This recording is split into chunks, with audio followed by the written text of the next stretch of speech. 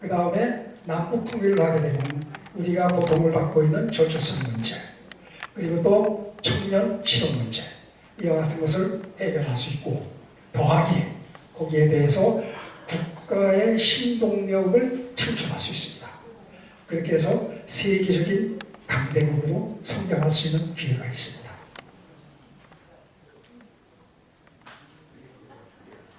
그 다음에 조금 전에 그 한반도 정세를 봤습니다만 남한은 섬나라예요. 수출을 하려면 배나 비행기로 할 수밖에 없어요. 다른 방법이 없습니다. 그런데 남북 교류되면 철도 연결되면 유로까지 기차로 가면 15일. 지금 선박으로 배로 가게 되면 40일 걸리는 것이 기차로 15일. 거의 3분의 1 수준의 시간을 단축할 수 있습니다. 시간 단축이라는 건 곧 물류 비용을 절약한다 라는 뜻으로 연결되죠. 그 다음에 40푸터 컨테이너, 그러니까 큰 컨테이너 하나를 운송하는 데 비용은 기차는 유럽까지 가는데 2,100불, 배로 가면 6,500불, 3분의 1로 줄어듭니다. 3분의 1로. 그 다음에 원유, 가스 이런 것을 우리가 배송만 하지 않고 석유화를 만들어서 운송하게 되면 그 가격이 30%를 절감할 수 있습니다. 대단한 거죠. 네.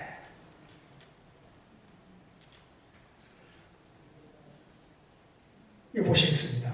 유라시아 특급 열차. 이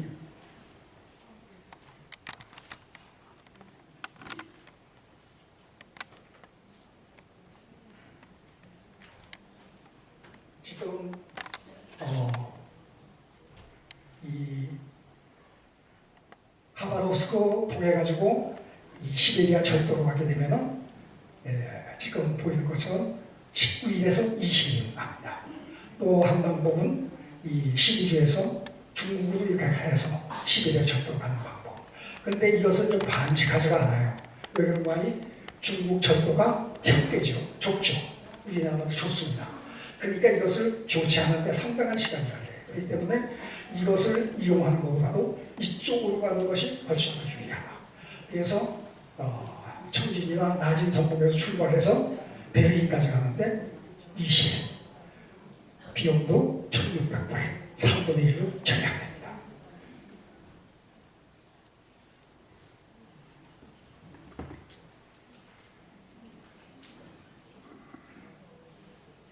그리고 국가 신동력을 창출할 수 있는 기회가 옵니다.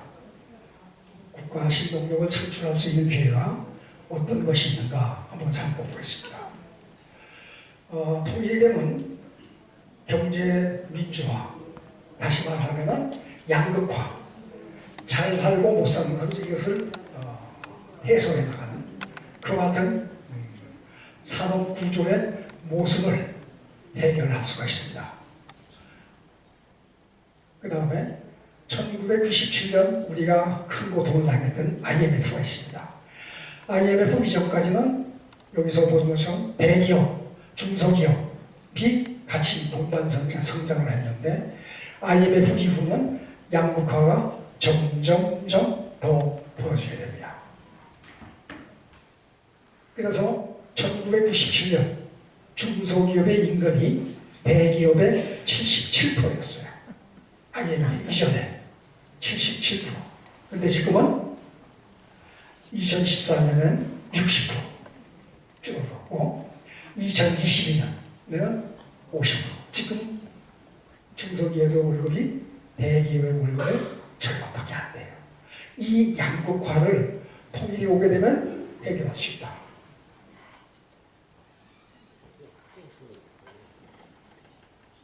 그 다음에 많이 들어보셨을 겁니다. 12대 88의 비극이에요.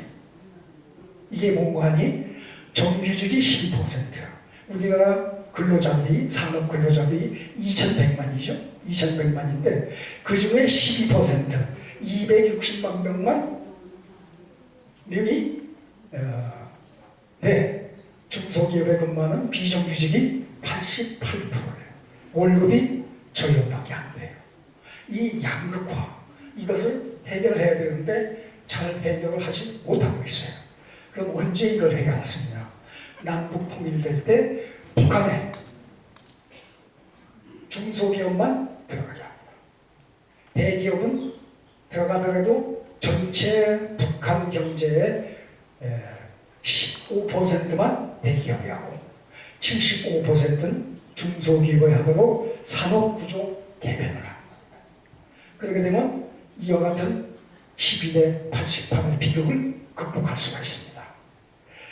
지금 중소기업이 가장 발달한 나라가 어디죠? 독일입니다. 독일이 중소기업이 전체 산업의 75%. 그리고 중산층이 전체 인구의 75%. 전 세계의 가장 모범적인 국가입니다. 한번 이 격차에 대해서 한번 살펴볼까요? 30대 대기업의 계열사가 2006년은 510개였어요. 그런데 2014년에는 1350개로 거의 300을 늘었어요. 그리고 2022년 지금 2738. 그러니까 2006년에 비해서 거의 몇 배가 됐습니까? 5배가 됐죠. 그렇죠? 네. 이와 같은 것이 과연 옳은 것이냐. 우리 초등학교, 중고등학교에 학교 급식이 있습니다. 학교 급식 시장이 5조 6천억이에요. 5조 6천억인데 대기업의 계열사가 이 5조 6천억의 60%를 가져가요. 말이 안 되죠. 더구나 정부가 하는 건데 정부가 의지만 있으면 중소기업에 100% 줄 수 있잖아요. 그렇지 않습니까? 왜? 정부가 하는 건데. 그러니까 지금 우리나라의 뭡니까? 교육감, 선거를 잘해요. 이런 것들을 해결해요.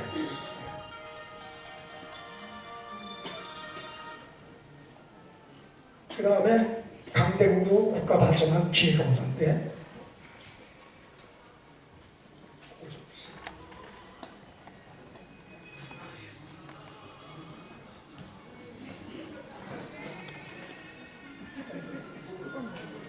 지금 우리나라가요 2030년에는 지금 세계 9위입니다. 통일이 되게 되면은 2050년에는 세계 4위가 됩니다.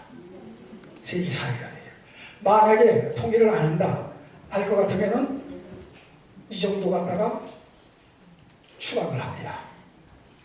통일은 반드시 해야 됩니다.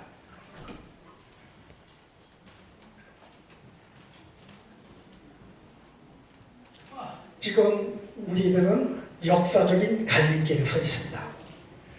세구로 남느냐, 고래가 되느냐 하는 것 같은 아주 중요한 시점이었고 이것은 우리 한반도 1000년 역사 속에서 유일하게 지금 우리에게 주어진 임무입니다. 우리들은 이 임무를 성공적으로 완성해 나가야 될 그런 책임이 있다고 생각합니다.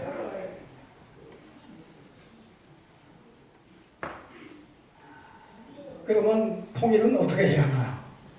통일 문제가 나오면 언제나 뜨거운 감자죠. 통일 언제 돼? 통일 언제 돼? 아무도 예측을 할 수가 없습니다. 요 며칠 전에 대통령 비서실장을 한 임모 씨가 남북통일 하지 맙시다 그랬어요. 평생 동안 학교 때부터 대통령 비서실장 정치하면서 통일하자 그러는데 오늘 갑자기 통일하지 말자 그랬어요. 왜 그럴까요? 저는 모르겠어요. 20세기의 석학 아놀드 토인비라는 학자가 있습니다. 이 사람이 유명한 말을 했어요. 이분인데 이분이 언젠가니 1975년 불행하게도 우리나라 안동을 방문했다가 돌아가셔가지고 돌아가셨어요. 안동을 방문하고 이 아놀드 토인비가 뭐라 그러는 거 아니? 역사는 반복된다. 역사는 새바퀴 돌듯이 반복됩니다. 예. 5,000년 전에 일어났던 일이 지금도 일어나고 계속 앞으로도 일어납니다. 이거는 진리예요. 역사는 반복된다. 역사에서 교훈을 얻지 못하는 민족은 결코 맑은 미래가 오지 않는다. 제가 이 얘기를 하는 것은 독일 봉서독 통일에서 우리의 남북 통일의 핵심을 찾아보자 라는 뜻에서 이 말을 지금 하고 있습니다.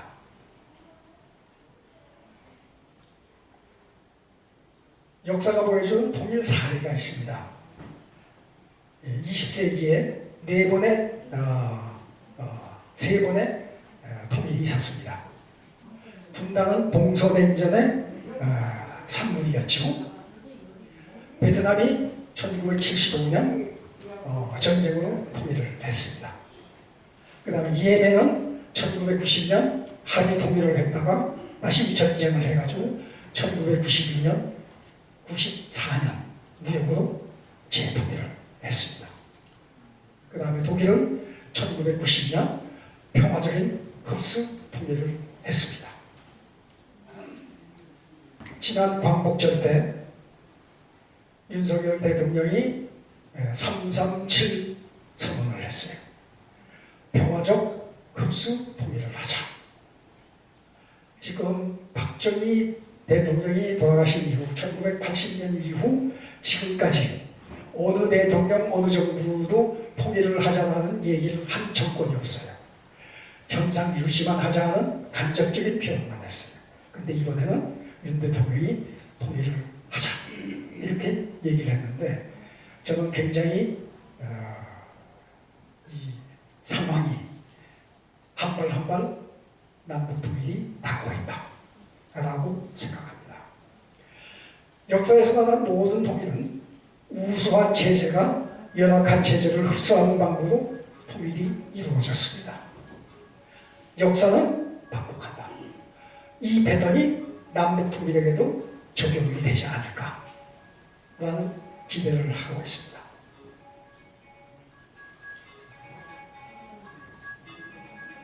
독일 통일은 남북 통일의 반면 교사입니다. 동서독 통일이 어떤 면을 성공했는지 보고 어떤 면을 잘못했는지를 보게 되면 우리가 남북 통일을 어떻게 해야 되는지 라는 것을 독일 통일이 우리에게 가르쳐주는 선생님입니다. 오토 폰 비스마르크 잘 아시죠? 독일 통일을 수상한 독일 통일을 이룩했죠. 이분이 1871년 독일을 통일했습니다. 이분이죠. 비스마르크. 네. 1871년에 독일 통일을 이뤘습니다. 이분이 말한 유명한 말이 있습니다. 자신의 실패에서 배우는 사람은 어리석은 사람이다. 현명한 사람은 남의 실패에서 배운다. 우리 현실 생활에서도 전적으로 나타나는 일 아닙니까? 저도 공직에 있다가 퇴임했습니다만은 돈 좀 벌어보겠다고 뭐 하다가 왕창 뒤집어 쓰고 꼬꾸라진 일이 있어요. 그러니까 남의 실수에서 배워야 되는데 내가 겪고 난 다음에 아유 이게 잘못했구나. 그때 이미 늦죠. 그러니까 현명한 사람은 남의 실패에서 배운다. 그러니까 우리는 동서독 통일이 실패한 거에 대해서 우리가 통일해야 되는 것을 배워야 된다 라고 생각합니다. 독일 통일의 실패한 정책 크게 세 가지가 있습니다. 동독 마지막 총리였던 메이지에르 총리가 2014년 1월 6일 조선일보하고 인터뷰를 했어요. 그때 세 가지 실패한 정책을 얘기했는데 첫 번째 화폐동화. 이 화폐동화를 잘못해가지고 동독 경제 붕괴의 가장 큰 원인을 제공했습니다. 두 번째 동독 내 토지 소유권 문제. 이 문제 때문에 동독 인프라 구축에 큰 걸림돌이 됐습니다. 세 번째, 존속 법률 행정제도 이식, 경제적, 사회심리적 갈등을 유발했습니다. 이 세 가지 실패를 우리들은 반복하지 말아야 된다. 왜 그런가 하니 독일 통일의 이러한 실패들이 우리나라하고 비슷한 상황이 우리에게도 존재하기 때문입니다. 그걸 제가 곧 설명을 드리겠습니다. 화폐통화 환율을 1대1로 바꿔줬어요. 이게 큰 실수를 한 거죠. 왜 그러니 그 당시 환율이 1.4, 1대 4.4였어요. 그리고 암시장은 1대 8. 이와 같은 환율을 무시하고 1대1로 바꿔줬어요. 그 이유는 그 당시에 수상했던 코올 수상이 통일을 급히 해야 되겠다는 욕심 때문에 경제적인 측면을 무시하고 정치적인 측면만 하다 보니까 이와 같은 결론이 났다. 라는 일반적인 해석입니다. 두 번째, 1대1 환율로 동독 물가가 임금이 급상승을 했어요. 그 다음에 물가가 올라가니까 수출 가격이 상승하죠. 그리고 가격이 비싸지니까 수출이 안 되죠. 반토막이 났어요. 그리고 기업이 줄도서 났어요. 기업이 망하니까 실업자가 생겼어요. 얼만큼 생겼느냐? 1992년 동독 경제 성장률이 마이너스 31%까지 추락했어요. 이와 같은 것이 어느 정도 심각한가는 또 뒤에 또 설명을 드리겠습니다. 두 번째, 토지 소유권 분쟁과 기업 헐값 매각. 소유권 분쟁. 소유권 분쟁이라는 공간이 통일되면서 동독의 토지나 건물을 가지고 있는 사람들은 신고를 해라. 그러면 다 인정해 주겠다. 그 얘기는 뭔가 아니요. 독일이 1928년 나치가 정권 잡으면서 많은 유대인들을 피격했어요. 그래가지고 유대인들의 재산을 굉장히 많이 몰수했습니다.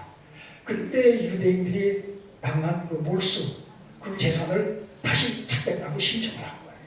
그렇게 한 번 있었고, 또 한 번은 1948년 동독 정부가 세워지면서 공산국가는 사유재산을 인정 안 하죠.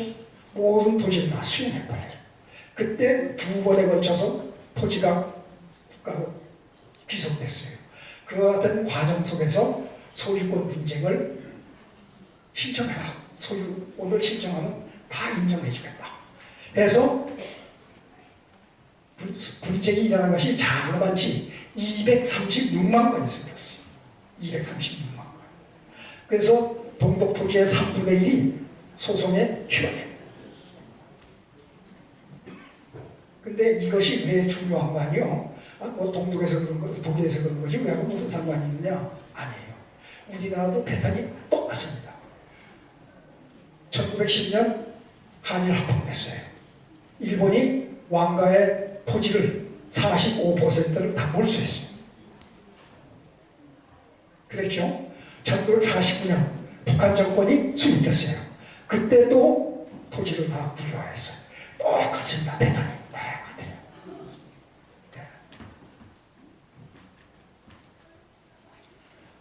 이와 같은 토지 소유권 분쟁으로 해서 SOC는 건 사회간접 자본이죠. 예를 들어서 도로, 항만, 주택 뭐 이런 것을 하는데 개발이 불가능해요. 왜? 도로 닦으려면 소송이 걸려가지고 안 되는 거예요. 아무도 소송 못 되는 거예요. 전국토의 3분의 1이 소송에 휘말린 거죠. 그래서 12,100개의 기업이 헐값 매각을 했어요. 헐값으로 매각된다. 그럼 헐값으로 어느 정도 헐값으로 매각되느냐? 한번 삼성 SDI의 사례를 한번 설명해 드리겠습니다. 이게 1992년 삼성 SDI가 취득한 공장이에요. 이건 원래 2차 대전 때 군수물자를 만든 플랫폼 회사. 그 연세부 뛰신 분들은 잘 아실 거예요. 텔레funken 유명하죠, 그렇죠? 텔레funken 회사였는데 전자를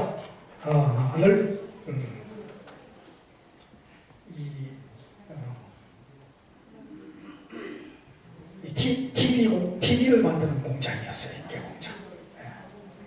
이게 전체가 한 5만 평 정도가 돼요. 5만 평 정도 되는데 여기 철도가 있어요.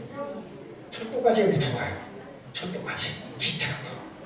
그리고 여기가 이게 주택이에요. 여기 주택. 그리고 이제 복지시설 여기 있고.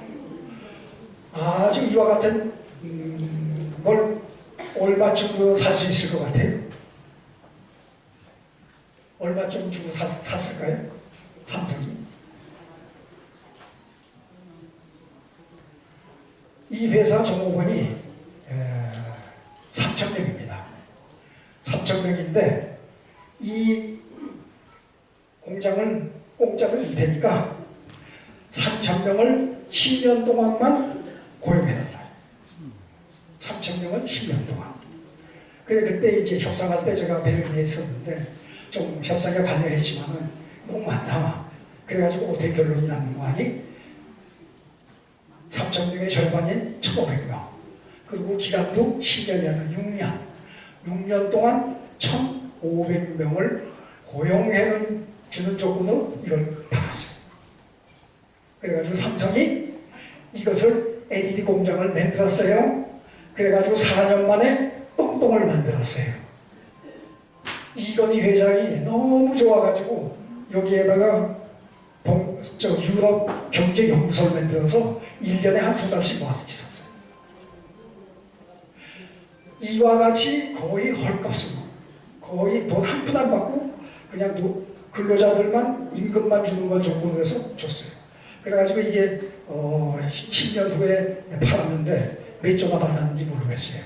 그건 안 알려줬는데 이와 같이 해가지고 소니, 필립스 하여튼 세계적인 기업들이 이와 같은 방법으로 해서 12,100개를 헐값으로 팔아받았어요.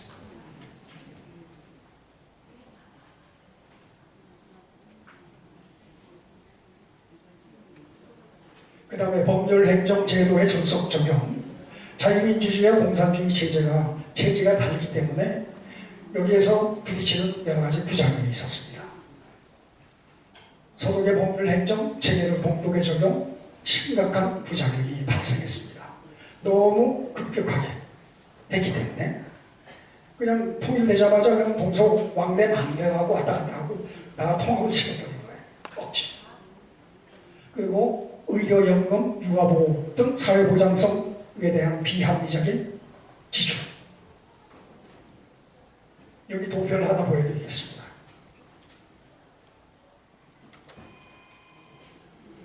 독일 때 총지출이 1조 2,800억 정도예요. 그러니까 대충해서 한 2,000조 정도 됩니다. 우리도 2,000조 나갔어요. 그런데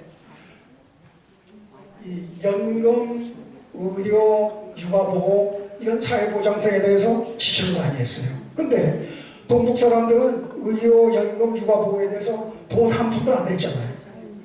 그런 사람들은 다 해준 거예요. 네, 다 해준 거예요. 그렇게 해서 지출한 것이 49.2%예요. 거의 50%를 연금, 임금, 육아보조금 등 사회보장에 지출했어요. 그리고 진작 해야 될 SOC 개발은 얼마 했느냐? 12.5%밖에 안 했어요. 이 거꾸로 돼야 되는 거 아닙니까? 네, 거꾸로 돼야 돼요. 이와 같은 실수를 한 것이죠. 우리 이 굉장히 심각하게 이거 받아야 됩니다. 이런 사항들을. 이 정부가 잘 알고 있어요.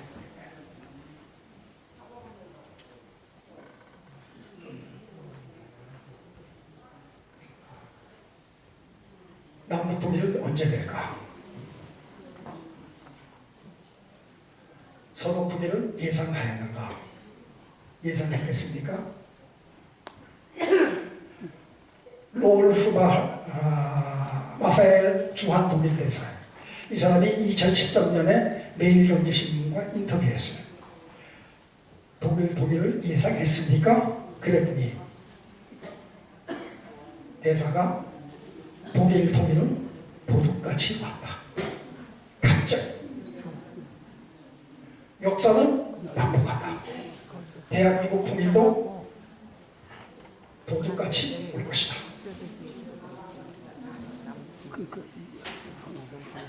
1989년 10월 25일 날 빌리 브란트, 이 양반이 유명한 사람이죠. 베를린 시장하고 수상까지 했죠. 한국에 왔어요. 89년 10월 25일 날. 그래서 공항에서 기자회견을 했어요. 수상님, 독일 통일은 언제 됩니까? 신문기자가 물어봤더니 이렇게 대답했어요. 독일 통일은 유럽 통합 후 10여 년 정도 지나야 가능하다고 했어요. 그런데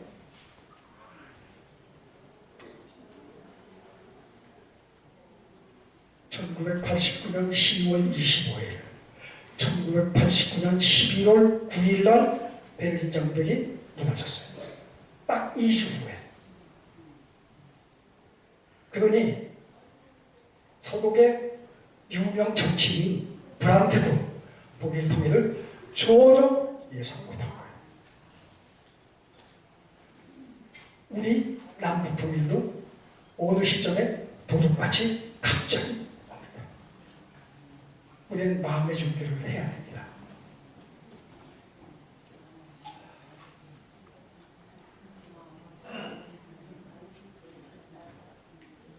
아산경제연구소의 남북통일 여론조사를 했는데 통일 전문가 20사람에게 여론조사를 했어요. 그랬더니 이런 결과가 나왔습니다.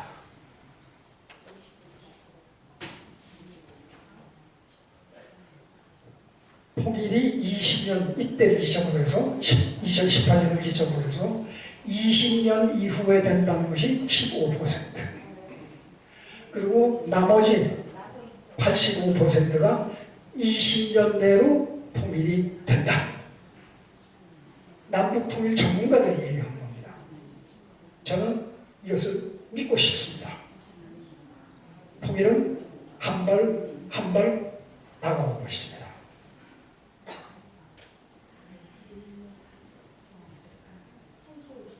조지 프리드만이라는 유명한 박사가 있어요. 이분이 100년 후라는 책을 2009년에 썼습니다. 이 조지 프리드만 박사는 잘 아시겠지만 이 20세기 노스트라다무스라고 해요. 미겔 예측하는 유명한 서양의 예언가 노스트라다무스. 그러니까 이 사람이 구소련의 붕괴를 예측했는데 정확하게 맞췄어요. 이분이 뭐라고 하는 거 아니? 남북 통일은 2040년 이전에 이루어질 것이다. 2040년 얼마 안 남았습니다. 2040년 내지 2050년이면 중국이 분열되고 한국은 동북 삼성을 놓고 중국과 다툴 것이다. 동북 삼성이 어딥니까? 우리의 고도죠? 옛날 땅이죠? 이것을 중국이 분열하게 되면 중국하고 다투게 될 것이다. 놀라운 미래가 보이지 않습니까? 그 근거는 중국 공산당이 무너진다는 것은 독재 정권은 반드시 무너진다. 이거는 역사적인 사실이에요. 이게 사람이 얘기한 게 아니야. 역사가 얘기한 거예요. 독재 정권은 반드시 무너진다. 우리가 통일 문제에 대해서 생각할 때 언제나 걸림돌이 된 것이 중국입니다. 중국의 힘이 빠지기 때문에 우리의 통일은 점점 다가옵니다. 근데 중국의 힘이 점점 빠지고 있습니다. 지금. 어느 정도 중국의 힘이 빠졌는지 이제 살펴보겠습니다.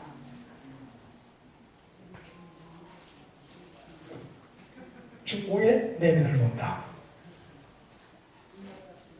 우리가 중국하고는 이웃해서 1000년 이상 미군하고 문화 같이 왔어요.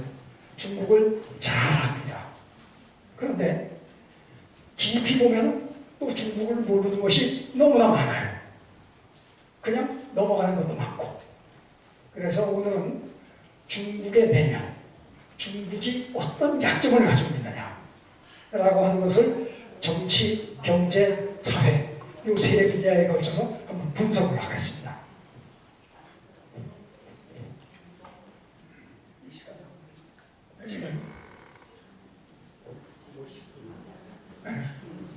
한 시까지, 2시까지 하면 됩니까? 1시 50분. 얘기할 건 많은데 시간이 부족한데 하는 데까지 하겠습니다. 중국 공산당이 어떤 나라인가, 어떤 문제점을 가지고 있는가를 한번 분석해 보겠습니다.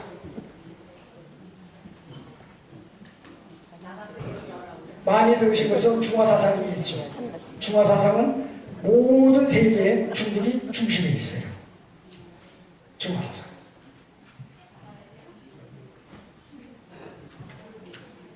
이게 중국의 깃발입니다. 이것이 중국 공산당. 이거는 노동자, 농민, 상공인, 그리고 지식인. 이 네 부류가 다 공산당을 포함하고 있습니다. 이거는 국내적인 해석입니다. 국제적인 해석으로 갈 땐 어떻게 하느냐. 동, 서, 남, 북 모든 전 세계가 중국 공산당을 파고 이 중화사상이에요.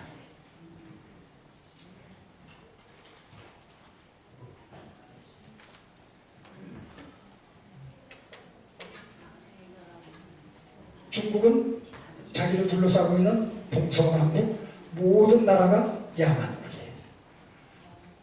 동이 우리나라죠? 동이죠? 서용 어디예요? 인도죠? 인도. 융자는 이게 정확히 융자예요. 이나 융이나 나도 같은 뜻이죠. 그 다음에 남만 어디예요? 베트남. 그 다음에 북쪽에 있는 오랑캐 어디예요? 예, 몽골이지, 몽골. 그러니까 중국을 둘러싸고 있는 모든 나라가 오랑캐. 중국에서 나왔을 때. 이것이 중화사상이고 이 사람들이 가지고 있는 기본적인 바탕에는 이런 사상이 깔려 있는 거예요. 이것을 우리가 그냥 가볍게 내릴 수가 없어요. 깊이 생각해야 됩니다.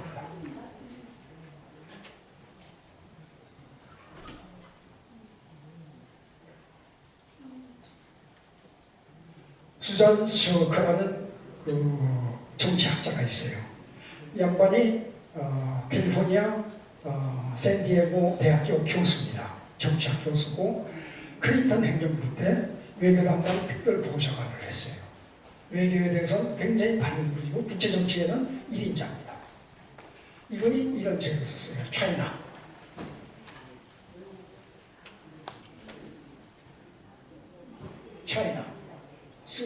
프라질 슈퍼파워. 프라질이 뭡니까? 망가지기 쉬운, 아주 연약한, 허약한 이런 뜻이죠. 허약한 강대국이라는 이 책을 수잔 셔크가 썼습니다. 여기에서 뭐라고 하는 거 아니? 중공 허약한 강대국이다. 허약해요. 어떻게 허약해? 해외에서는 강한 척해요. 힘센 척해요. 그런데 국내에는 엉망진창 허약해요. 어느 정도로 허약하냐? 지금 한번 분석해 보겠습니다. 시간이 10분밖에 안 남았는데 하는 데까지 하고 마치도록 하겠습니다.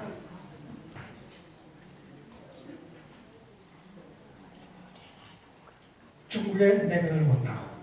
정치 문제, 민주화 열망, 소수민족 문제, 공산당 일당 문제.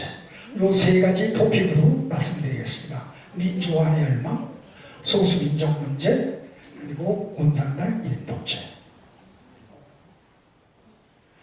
민주화 열망을 보면 2014년 홍콩 우산혁명이 일어났어요.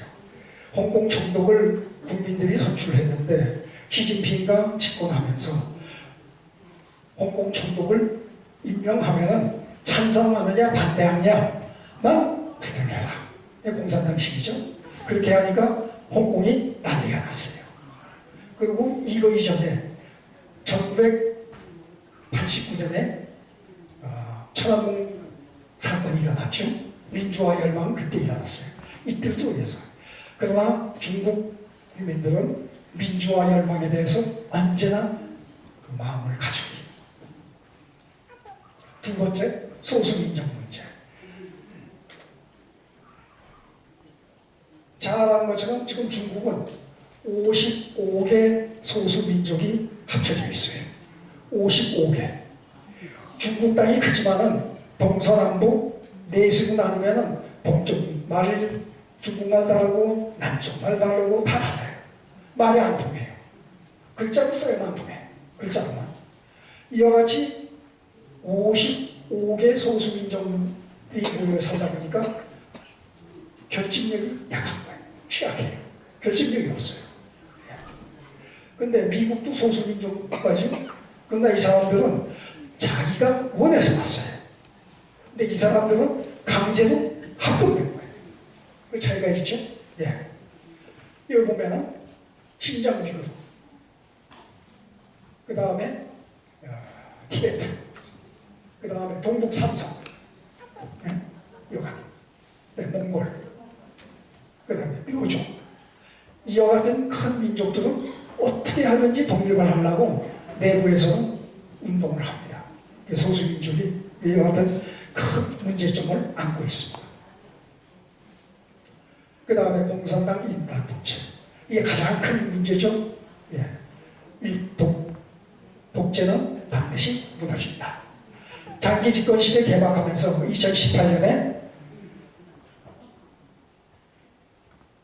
두 번 연임해서 한 번 연임을 할 수 있는데 그 연임 제도를 폐지했죠. 그러니까 영구 집권을 하겠다는 것이죠. 영구 집권. 보십시오. 그걸 양회에서 국회에서 투표를 했는데 찬성이 2,958표예요. 반대가 2표, 집권이 3표. 공산당답죠? 예, 공산당 다르고요. 이런 나라가 민주화가 되겠습니까? 민주화가 안 되면 산업화가 되겠습니까? 산업화 안 됩니다. 그게 증명됐어요. 그걸 곧 제가 얘기를 할 겁니다.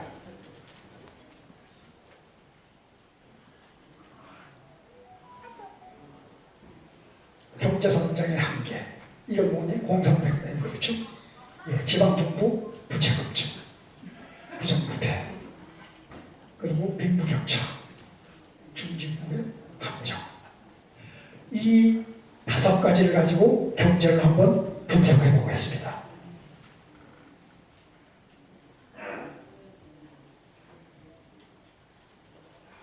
경제성장의 한계는 공산당이기 때문에, 독재국가이기 때문에 경제성장의 한계가 있고, 그러다 보니까 중국이 굉장히 한때는 10%까지 성장하는 것 같은 때가 있었지만 점점 되어와서 2020년 이 코로나 때죠. 코로나 때 엄두박질 쳤다가 다시 올라갔다 지금은 3%, 5.2%, 28년은 3.4%.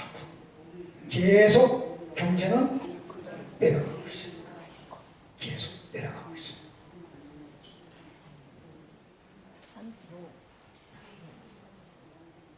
이게 공산주의 한계, 시스템의 한계입니다. 그 다음에 국민생활 수준 향상보다도 대외성과 집착. 중국의 GDP가 얼마죠? 12조 달러죠. 12조 달러인데 그 돈을 다 벌어서 국민들한테 한 푼도 안 써요. 국민들한테 한 푼도 안 써요. 한 푼도 안 쓰는 내용을 제가 곧 얘기를 하겠습니다. 그러면 뭐에다 쓰느냐?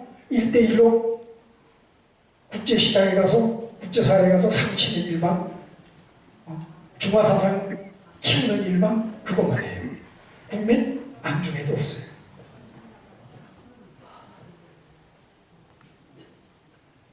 지방정부의 부채 급증. 지금 심각합니다. 이 지방정부의 부채가. 2019년에, 16년에 비세관리장성이라는 책을 썼어요. 이게 맥마헌이라는 호주 신문기자 겸 경제학자인데 이 사람이 뭐라고 하는 거 아니? 이 책에서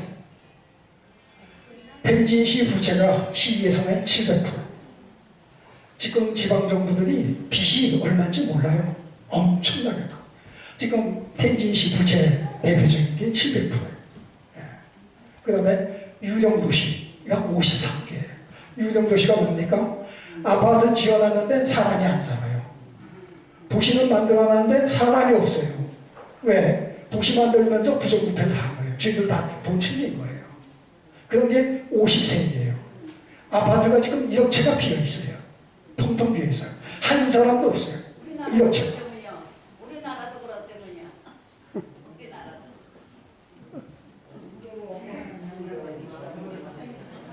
그래서 지금 비세관리정성을 쓴 이 사람이 결론을 뭔가니 거대한 시한폭탄된 중국 경제 그랬어요. 시한폭탄이에요. 이게 언제 터질지 몰라요.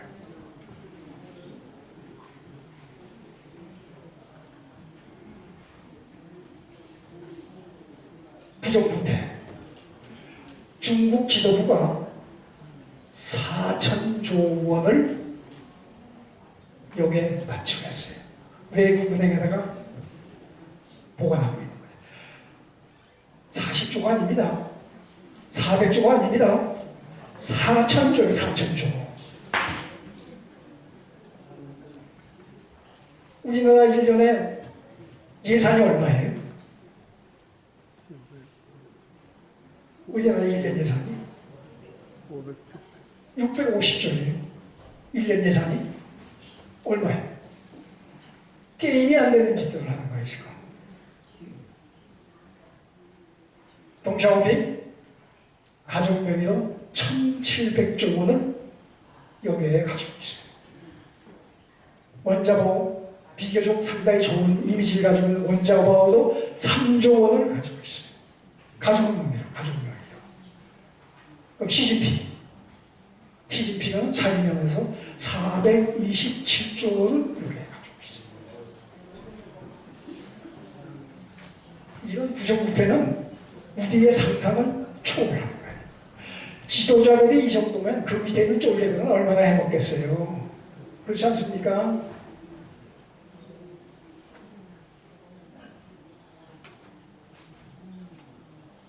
빈부격차 한번 보겠습니다. 2만 불 이상. 2만 불 이상이면 부자죠. 소득이 1년에 2만 불이면 6천만 원, 4%. 인구의 4%. 2만 불에서 2천 불. 이게 중산층이죠? 2천 불에서 2만 불. 뭐 2천 불이면 중산층이 안 되지 뭐 일반은 중국의 그 부정으로 봤을 때 그 중산층이에요. 2만 불에서 2천 불. 이게 2억 3천만. 18%.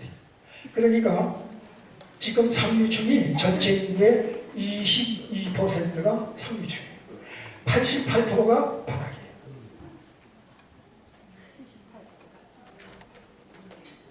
2,000불에서 1,000불. 1년 소득이 2,000불에서 1,000불.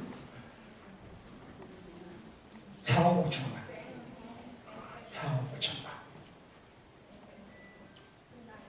뭐 저기 숫자가 나오니까 놀라지도 않으시네요. 1,000불이요. 2,000불이 우리나라로 저기 260만 원인데 260만 원 가지고 살 수 있어요? 못 살 거예요. 여기 있는 사모님들 점심 식사하는데 보통 2만 원짜리, 3만 원짜리 드시잖아요. 남자들은 5천 원, 6천 원짜리 먹고. 이거 가지고 되겠어요? 이게 1,000불 이하가 6억 1천만 원. 그러니까 2만 불에서 2,000불에서 1,000불 받는 사람이 10억이에요. 10억. 우리가 이걸 모릅니다. 14억 인구 중에 10억이 이렇게 살아요. 이렇게 살아요.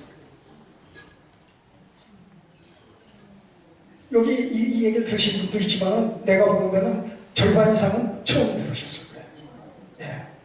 그만큼 우리가 중국을 아는 듯 하면서는 잘 몰라요. 아, 시간이 많이 됐는데 어떡하나.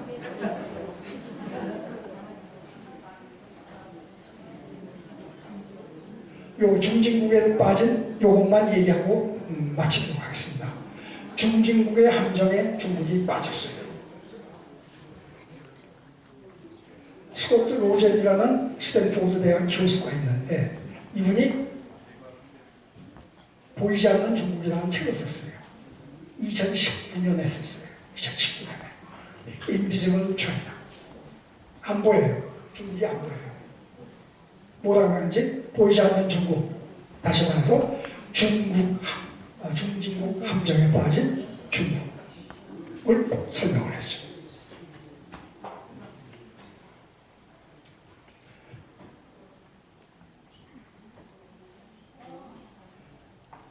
야센황이라는 중국계 미국 사람인데요. 이 사람이 MIT 공대 경영학 교수예요.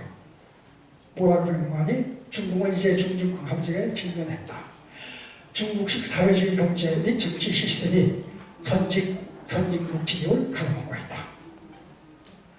그리고 히데와라는 일본 언론인 겸 경제학자는 뭐라고 하는 거 아니? 중진국 함정에 빠진 중국은 선진국 진입이 불가능하다. 단정적으로 얘기했습니다. 불가능하다.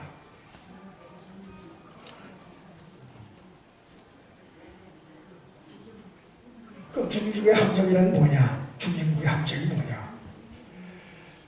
중진국이라는 건 소득이 2,000달러에서 13,000불까지 얘기를 하는데 이 단계에서 성장 능력이 부족해서 선진국으로 진입하지 못하는 중진국에 머무는 현상이에요. 선진국에 못 돌아가요.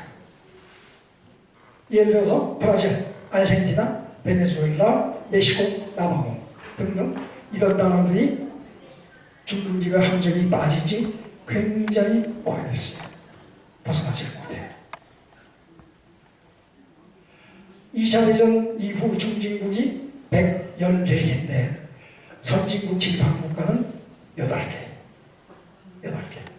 그 중에 한국, 싱가포르, 대만이 아세아 국가, 이스라엘, 중동 국가, 그리스, 스페인, 포르투갈, 아일랜드가 유럽 국가.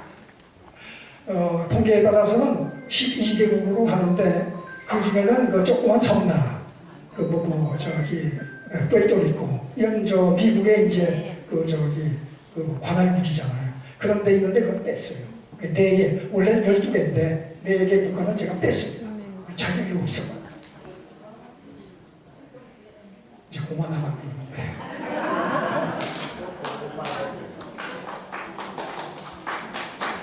뭐만 하겠습니다. 중진국의 함정에 빠진 원인이 있어요. 왜 빠지느냐? 인적 자원이 부족해요. 요 통계를 보면은 노동인구의 24세에서 64세까지 고등학교 졸업자가 중진국의 함정을 빠지지 않으려면 50%가 넘어야 돼요. 노동인구가 고등학교 졸업자가 50%를 넘어야 돼요. 근데 중국은 28%예요. 어딘도 없죠. 예. 멕시코 42%, 터키 42%, 한국 83%.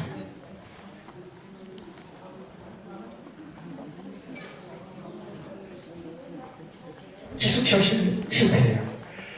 후진국에서 중진국 가기까지는 선진국에 만들어 놓은 물건들을 복사만 하고 카피만 하면 돼요. 그러니까 똑같이 만들면 거기까지 가요. 그런데 중진국에서 선진국 가려면 뭔가 새로운 혁신이 있어요. 그 혁신을 못하는 거예요. 그리고 제도의 취약성. 이건 뭔가니 자유민주주의 시장, 자유시장 경제 체제라야만 선진국에 진입할 수가 있어요. 그래서 공산주의 독재국가 진입을 못해요. 베네수엘라가 그렇고 아르헨티나가 그렇지 않습니까? 못 돌아가요.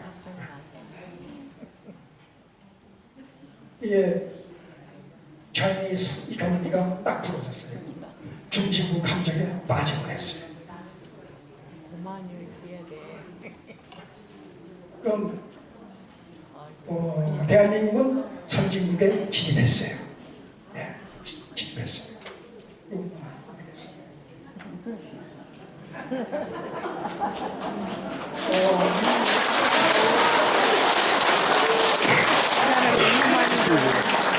이것만 요것만 말씀드릴게요. 조금 1분 동안.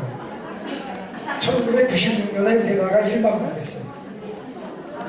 2006년에 2만 명이었어요. 2018년에 3만 명이었어요. 우리나라가 2022년에 3만 5천 명이었어요. 중진국에서 선진국으로 확실히 갑니다. 그런데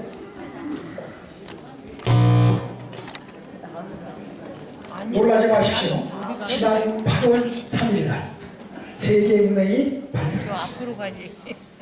한국은 중국 함정 극복하고 선진국으로 진입한 모범국가다. 이거 누가 만들었습니까?